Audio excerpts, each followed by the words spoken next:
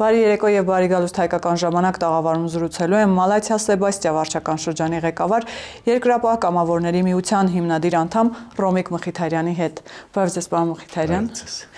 Պարոն Մխիթարյան, հայոց բանակը 34 տարեկան է, ինչի առթիվ շնորհավորում եմ բոլորիս, հատկապես ձեզ։ Եվ առաջին հարցս նրա մասին է, թե արդյոք հայոց բանակը կարողացել է այս դժվար ճանապարհին իր նաև այս 34-ամյա ճանապարհին հասցրել է մեջքը ուղղել հատկապես հաշվի առնելով վերջին 10 տարիների երկու պատերազմը, նկատի ունեմ 16 թվականի պատերազմը, հետո 20 թվականի պատերազմը, այսօր հայոց բանակը ուղղել է իր մեջքը։ Նախ ես եմ միանում շնորհավորանքներին մեր կարևորագույն տոներից մեկն է մեր բանակի կայացման 34-ամյակը ես հպարտ եմ նախ մեր բանակով, որտեվ այս բանակի ստեղծման ակունքներում եմ ես կանգնած եղել իմ մարդական ընկերների հետ, որտեվ մինչև բուն բանակը ձևավորվելը այդ կամավորական ջոկատներով, այնուհետև որպես կամավորական գումարտակներ արդեն պաշտպանության կոմիտեի ենթակայության տակ, այսինքն մենք այն հենասյունն ենք բանակի եւ երկրապահն միշտ կանգնած է բանակի կողքին, մեր բանակը բազում փորձություններ է անցել, բայց փառքով է անցել 90-ականների մեր հաղթանակները, սպարապետը այդ իր ունակությամբ, չգիտեմ, դա ունիկալ բան էր, որ նա կարողացավ տարբեր գաղափարների տեր մարդկանց, տարբեր գաղափարներ կրող ջոկատներին միավորել, նախ ստեղծել այդ կուր համակարգը, որը որ առանց դրան հնարավոր չէր հաղթանակներ, որ պետք է համակարգվեր մի տեղից եւ այնուհետեւ դրա հենքի վրա ստեղծվեց հայկական բանակը։ Շատ դժվար փորձություններ անցանք, մանավանդ այս վերջի 44-օրյա պատերազմը, բայց ես միշտ ասել եմ ու էլի կասեմ, մեր պարտությունները սկսվեցին 99 թվականի հոկտեմբերի 27-ից։ Այսինքն հիմքը հենց այդ ժամանակ է դրվել։ Այո, երբ որ գլխատվեց մեր պետությունը, երբ որ գլխատվեց մեր բանակը, երբ որ այն գաղափարները, որը որ սպարապետը փորձում էր իրականացնել, արդեն որպես վարչապետ, իսկ իր համար շատ դժվար անցում էր պաշտպանության նախարարից վարչապետ, բայց շատ լավ գիտակցելով, որ բանակը առանց տնտեսության զարգացման դատապարտված է, նա գնաց այդ քայլին, դարձավ վարչապետ, որպեսզի վերականգնի ոտքի անի տնտեսությունը, ուժեղացնի թիկունքը բանակի։ Բայց ցավոք սրտի 99 թվականի հոկտեմբերի 27-ը այդ ամեն ինչը լցրեց ջուրը։ Ինչից էին վախենում այն մարդիկ, ովքեր գնացին այդ քայլին, հոկտեմբերի 27-ը նկատի ունեմ, պարոն Մխիթարյան, ո՞րն էր այդ ծրագրերը, որոնք սպարապետը փորձում էր կյանքի կոչել եւ ինչից էին վախենում հենց 27-ը իրականացնողները։ Հենց հիմնական գաղափարը սպարապետի դա հենց մեր պետության ինքնիշխանությունն էր, որը որ ձեռ չէր տալիս մեր դաշնակցին, Ռուսաստանի Դաշնությանը, մեզ անընդհատ փորձել են ու փորձում են առեսօր կախման մեջ պահեն, թույլ չտան մենք զարգանանք ոչ տնտեսապես, ոչ բանակով զորանանք, որպեսզի ոնց ուզենան, այսինքն այն ինչ որ հիմա արդեն ակնհայտ փորձում են այդ միութենական պետություն մտցնել այս մեր զանազան տարբեր ուժերով։ Բայց վերադառնալով բանակին, ես կարող եմ ասել, որ ես 44 օրյան էլ չեմ համարում, որ մեր բանակը պարտվել է։ Այնտեղ եղել են բազում դավաճանություններ, ինչը որ մենք բոլորս այնտեղ տեսել ենք։ Էլի քաղաքական հիմքեր ունենալով դավաճանություններ, որպեսզի այստեղ իշխանափոխություն կատարվեր, բայց փառք Աստծո, որ դա էլ չստացվեց, ցավալի է, որ ունեցանք զոհեր, ցավալի է շատ ծանր է այսօր եռաբլուր մտնելը, շատ դժվար է։ բայց դրա հետ մեկտեղ հենց մեր զինվորը կարողացավ պահել մեր այսօրվա ինքնիշխանությունը։ Մեր զինվորը արեց ամեն ինչ, նույնիսկ առավելը։ Եվ մեր բանակը ես համոզված եմ այսօրվա բարեփոխումները, որ գնում են բանակի, ես ուղղակի իմ ամենամեծ ցանկությունը, որ արագ անցնեն այդ բարեփոխումները, չնայած ունեն իրենց սուբյեկտիվ եւ օբյեկտիվ պատճառները այս բայց արդեն զգացվում է այդ բարեփոխումները, թե մարտավարության կողմից, թե սպառազինություն ձեռք բերելու կողմից եւ սպառազինությանը տիրապետելու կողմից, ուղղակի այդ ամեն ինչին ժամանակ է պետք, բայց որ մեր բանակը դառնալու է էլի տարածաշրջանի ամենաուժեղ բանակը, ես դրանում չեմ կասկածում, որտեվ կա այն սպառապետի ոգին առեսօր կա բոլորիս մեջ։ Պարոն Մխիթարյան, շատ հետաքրքիր բան ասացիք, որ 44-օրյա պատերազմի ժամանակ շատ էին դավաճանության դեպքերը, որոնք հիմնականում քաղաքական դրդապատճառներ ունեին։ Տեսեք, կարծես թե բանակը, եռաբլուրը դա այն վայրերն էին կամ այն բանն է, որը պիտի ապաքաղաքական լինի, այսինքն բոլորս այդտեղ պետք է շատ միասնական լինենք,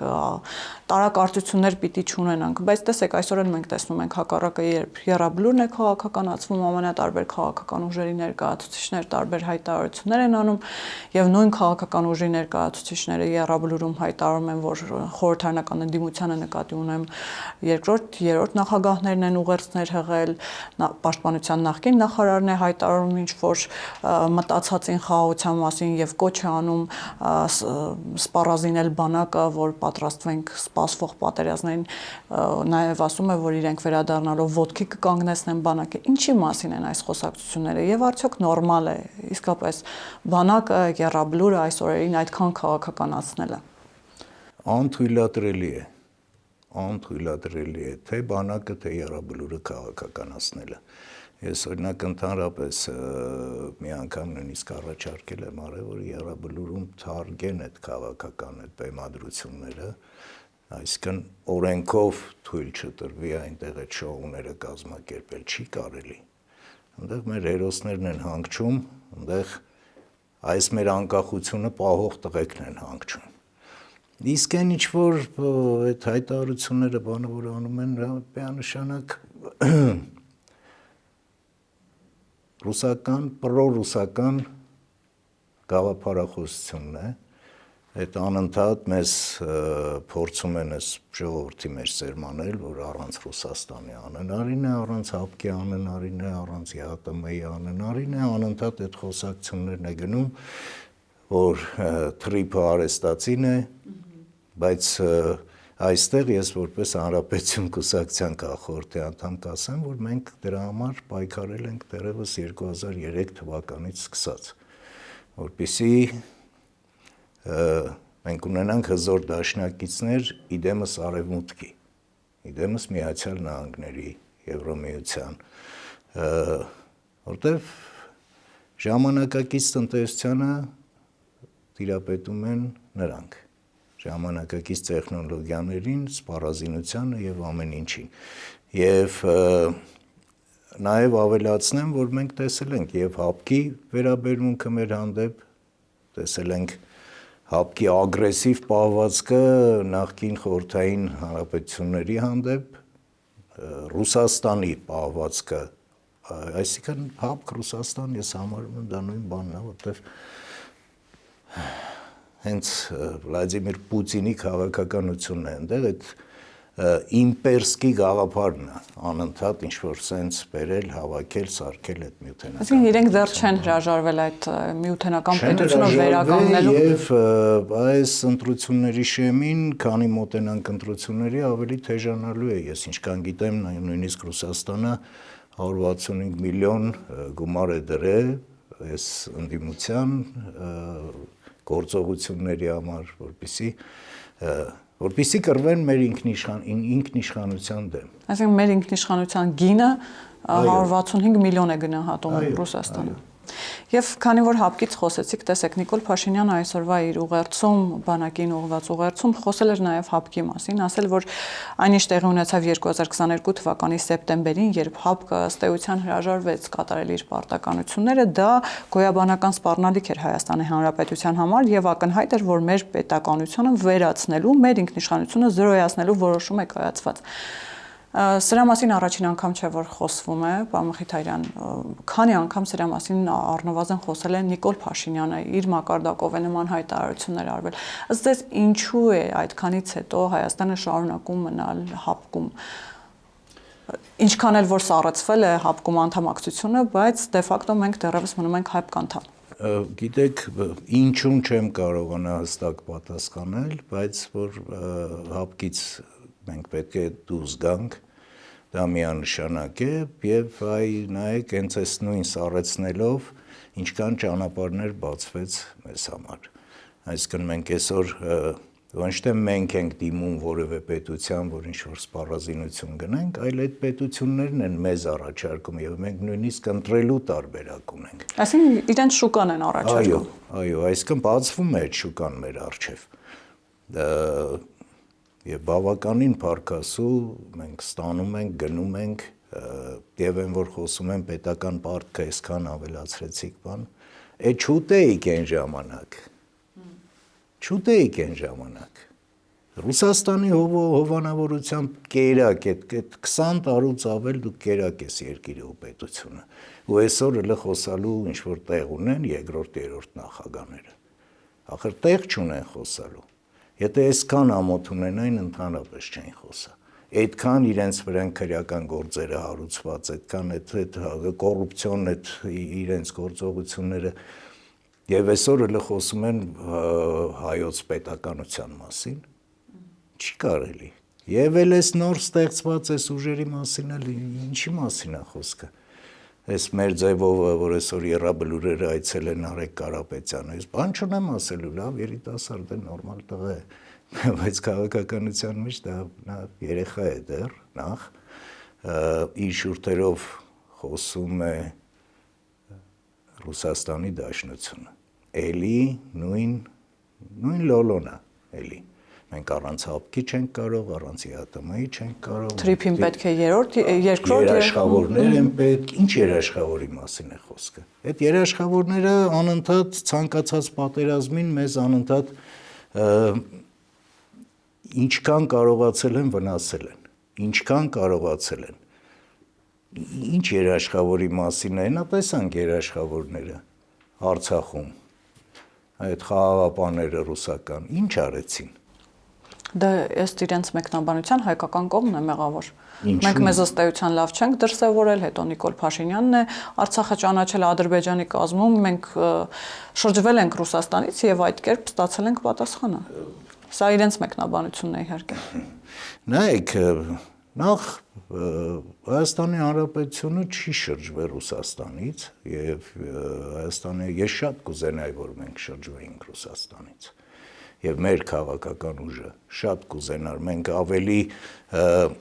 կտրուկ քայլերի ենք կողմնակից, քան այս բալանսավորված քաղաքականությանը, միանշանակ այդպես է, մեր տեսակետը, որովհետև ասում եմ, կլինեն դժվար օրեր, կլինեն տնտեսական առումով, որտեղ ցավոք սրտի մենք տնտեսական առումով մեծ կախվածություն ունենք դեռ Ռուսաստանից,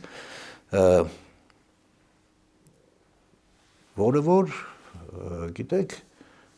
այսօր այդ նույն արևմտյան պետությունները, նույն Միացյալ Նահանգները այսօր մեզ հնարավորություն են տալի տնտեսություն ոտի հանել։ Նույն են չիպերի բանի արտադրությունը, որ հեսա դրվելու է, բավականին բաներ կա, որը որ արդեն սկսել է աշխատանքները եւ դրանք կամաց բերելու են մեզ տնտեսական անկախություն։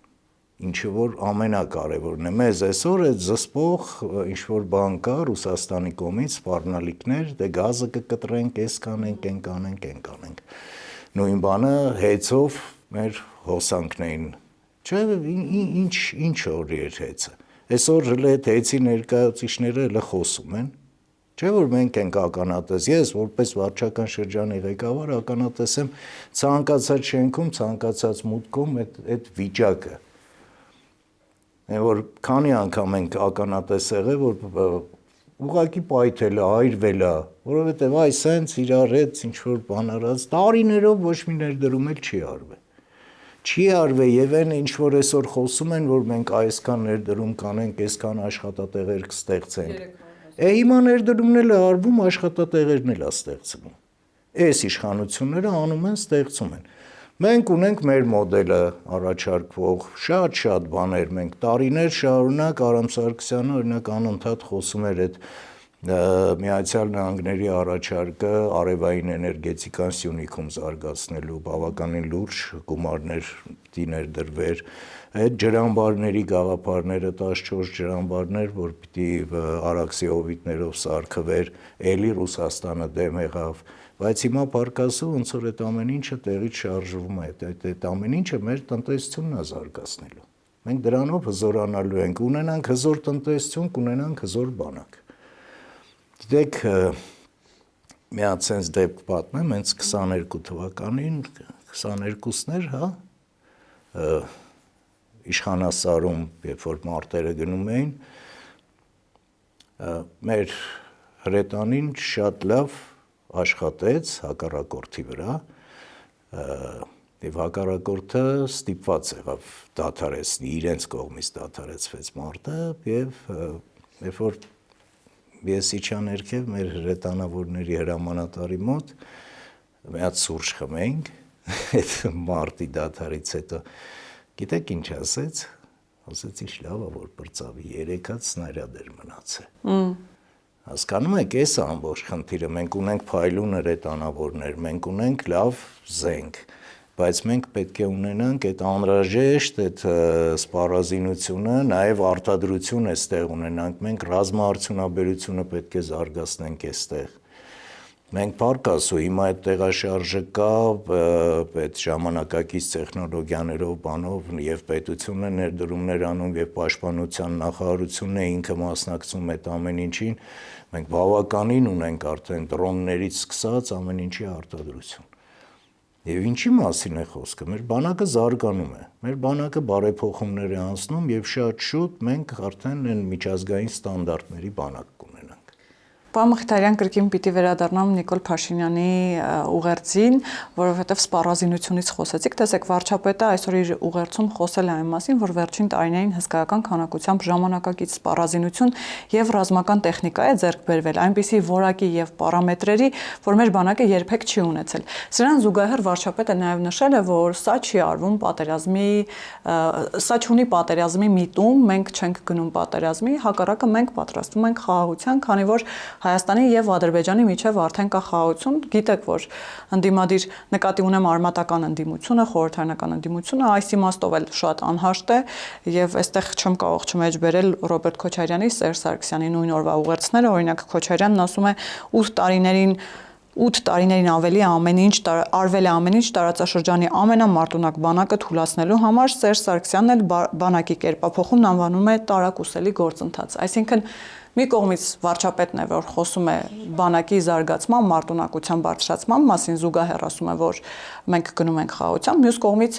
երկու նախկին նախագահներն են, որոնք կասկածի տակ են դնում բանակի զարգացումը եւ նաեւ խաղաղության գործընթացը։ Ես գիտեք, ինչ վերաբերում է Ռոբերտ Քոչարյանին, ես 99 թվականի հոկտեմբերի 27-ից հետո ես եւ իմ ընկերները, մարտական ընկերները, թե կուսակցական ընկերները պայքար ենք մղել Ռոբերտ Քոչարյանի դեմ, որովհետեւ Ռոբերտ Քոչարյանից ավել երևի ոչ ոք մեր պետությանը, մեր բանակին վնաս չի տվել։ Միտեղ են կոպիտ ասած ուտելով, միտեղ անգործության մատնվելով, վերջով հիշենք էլի մեր խրամատներում, մեր դիրքերում կանսերվի բանկեքը։ Եթե Սեյրան Օհանյանը իրեն թույլ է տալի բանան, իրա օրոքա, չէ՞։ Ուժից ու արժանապատվությունից է խոսում, ասում։ Ինչ ուժ ու արժանապատվություն, Սեյրան Օհանյանը թող մի հատ հիշի մեր զրույցը 44-օրյա պատերազմին Կրասնի բազարում։ Ինչ ուժ ու արժանապատվության մասին կարա խոսա։ բաներ կա, որ ուղղակի ես ճիշտն ասած միշտ բոլոր ժամանակներում օրագիր եմ վարել եւ հետո այդ օրագրերը անցել եմ միաժամանակ դարել են գրքեր։ Ես մի քանի գիրք ունեմ գրած եւ օրը կգա հիմա հələ դեռ չեմ կարողանում, որտեւ հիմա բացում եմ անընդհատ այն վերհիշում եմ չեմ կարողանում, բայց մի օր կգրվի այդ գիրքը եւ բոլոր անուններն էլ ով ինչ է արել, ոնց է արել գրվելու է այդտեղ։ Եվ դրա մասին խոսալու ենք անպայման եւ բոլորն է պատասխան են տալու իրանց համար։ Իսկ ինչ վերաբերվում է իրենց հայտարարություններին, իրենց օրոք է քայքայվե բանակը։ Իրենց օրոք է քայքայվե բանակը, որտեղ հանդերձանքից սկսած մինչև սպառազինություն իրենք ուղղակի կերել են։ Մեր զինվորը սոված էր, մեր զինվորը տկլոր էր, եթե տանեցիները չուղարկեին համազգեստ, բացինկայից սկսած էլ են մնացածի մասին չեմ խոսում։ Մեր բանակը ոչ զորավարժությունների էր նորմալ մասնակցում, մեր բանակը ոչ նորմալ այն ժամանակ սպարապետի օրոք ուղարկվում էին Հունաստան սովորելու բան։ Ինչը որ հիմա փառքասու տարբեր երկրներ գնում են, սովորում են, գալիս են եւ մեր բանակը, ասում եմ, ժամանակակից մարտավարություն վարելու հնարավորություն ունի։ Ինչ վերաբերվում է, որ պատերազմ չի լինելու, մենք հիմա իրոք խաղաղության դարաշրջան է սկսվում եւ նույնիսկ Ալիևի ռետորաբանությունն է փոխվել, որ ինքը անընդհատ հոխորտանքով էր խոսում, հիմա Ալիևը խոսում է խաղաղությունից եւ ասում է շատ լավ է, մենք սովորում ենք խաղաղ ապրել։ Բայց դրա հետ մեկտեղ էլ իհարկե մենք պետք է հզոր բանակ ունենանք, որտեղ եթե ուզում ես խաղաղություն, պետք է պատրաստ լինես պատերազմին։ Ցանկացած բան կարող է փոխվել, բայց այս պահին, այս ժամանակահատվածում եւ քանի կա այդ խաղաղությունը, մենք պետք է օգտագործենք, ասում եմ, առաջերտին տնտեսությունը ոտքի հանենք, հզոր արդյունաբերություն հիմնենք, որպեսզի ունենանք այդ հնարավորությունը բանակին պահելու։ Իսկ ինչ վերաբերվում է մարտական ոգուն, մեր բանակի մարտական ոգին միշտ բարձր մակարդակի եղել։ Միանշանակ։ Բարոյ է հոգեբանական վիճակ, այսինքն հիմա էլ։ Միանշանակ։ Անցավ են մի պահ եղավ այդ կոտրված վիճակը, այս 44 օրյայի, դա էլ ուներ իր դրդապատճառները, ասացի, այդ ներսի այնտեղ այդ դավաճանությունները, այդ ամեն ինչը, բայց էլի ես միշտ ասում եմ, ես 92 զորակոչի, 92 թվի առաջի զորակոչի զինվորների հետ էլ եմ մարտնչել ու միշտ ասում եմ պատիվ ունեմ իրենց հետ, որ զինակից ընկեր եմ եւ առեսօր ընկերություն եմ անում, նույն այս 44 օրյա պատերազմի մեր զինվորների։ Ես մարտական դիրքերում տեսել եմ նրանց են աչքերը, այդ աչքերը ամեն ինչ ասում էին։ Իսկ այդ սերունդների միջև տարբերություն կա։ Այս ավելի լավն է։ Նոր սերունդը մեզանից լավն են, հաստատ մեզանից լավն են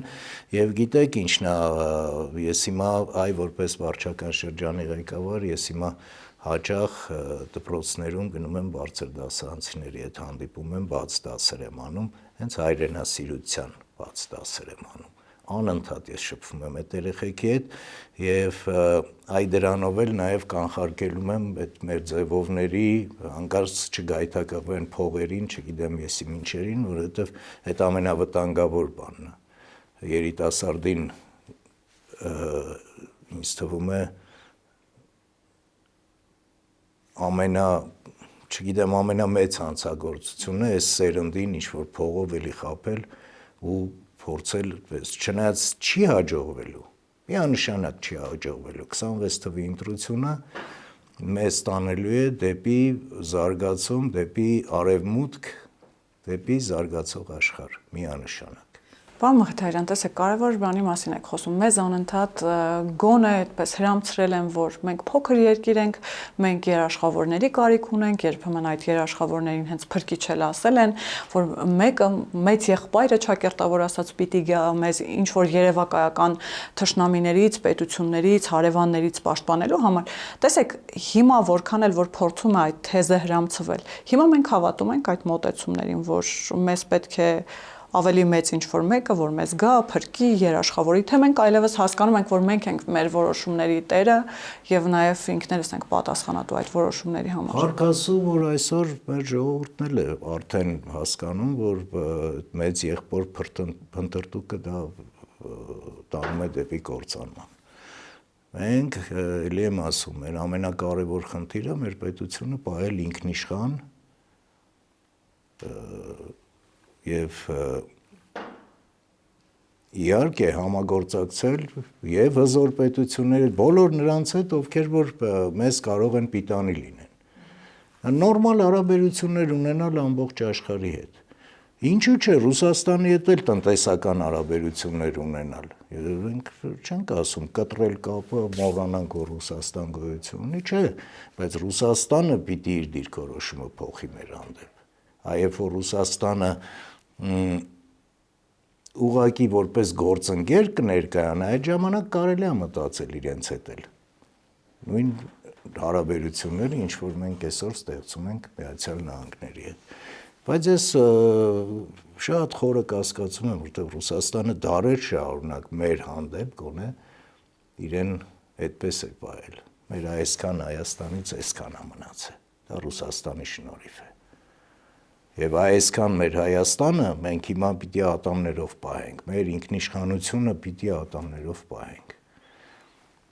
Ու ես համոզված եմ, որ պահելու ենք, դառնալու ենք տարածաշրջանի ամենազարգացած պետությունը, մեր բանակն է լինելու է ամենահզոր բանակը տարածաշրջանում։ Պարոն Մխիթարյան, արդյոք կարևոր ձեռքբերում էր թե նախաստորագրված խաղաղության պայմանագիրը եւ թե TRIP-ը, որը արդեն կարծես թե գետնի վրա մի սուայրուն է ստանում։ Գիտենք, որ փետրվարին փոխնախագահը Ամերիկայի Միացյալ Նահանգների JD Vance-ն է այցելելու, խոսակցություններ կան, որ այդ ընթացքում կարող է լինել TRIP-ի հիմնակերքի արարողությունը, բայց առաջ չընկնելով դեռևս պաշտոնական լուրերից, այնուամենայնիվ